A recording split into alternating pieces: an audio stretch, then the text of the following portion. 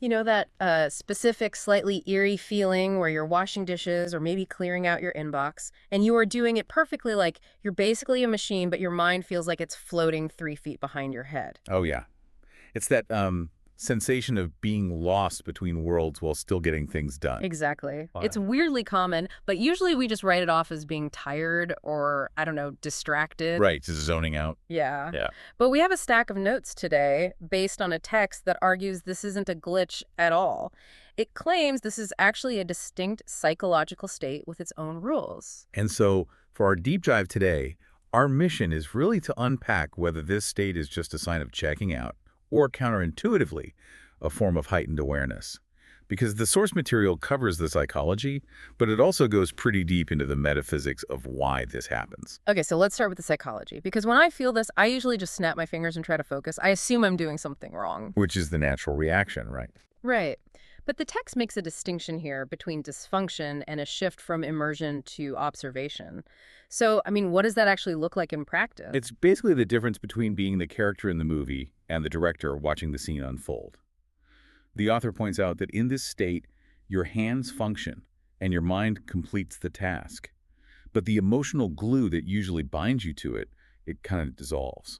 So your efficiency stays high, but the stress, that emotional immediacy, drops. Right. You aren't frantically worrying about the tone of the email. You're just witnessing yourself write it. Okay, that sounds great in theory, but isn't that just a fancy way of describing dissociation? I mean, emotional detachment is usually a major red flag. It is. And the text addresses that directly. It argues that dissociation is a collapse. It's running away.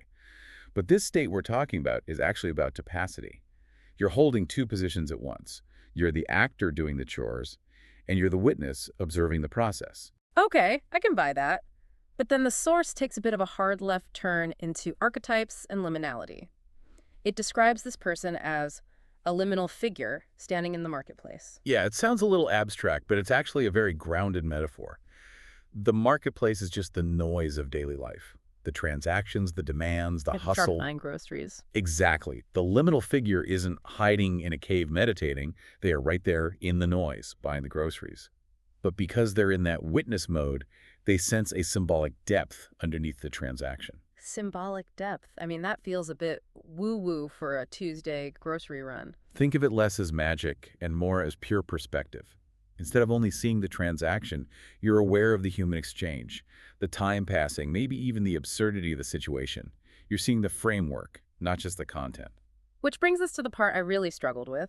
The text describes this tension, this feeling of being stretched as embodiment itself. It used the phrase infinite interiority navigating linear time. Can we decode that a bit? It's essentially a density problem. You have this massive, complex, internal world full of memories, ideas, dreams, but you have to push all of that through the narrow funnel of a physical body that can only do one thing at a time. Oh, so the friction I'm feeling, that stretched sensation, isn't because I'm broken. It's almost like a plumbing issue. In a way, yeah. The source calls it compression. It's scale adjusting to form. You feel weird because you're trying to fit a vast awareness into a finite structure. I actually love compression as a reframe. It's not distraction, it's data compression. But let's be practical for a second. Sometimes feeling not there is genuinely bad.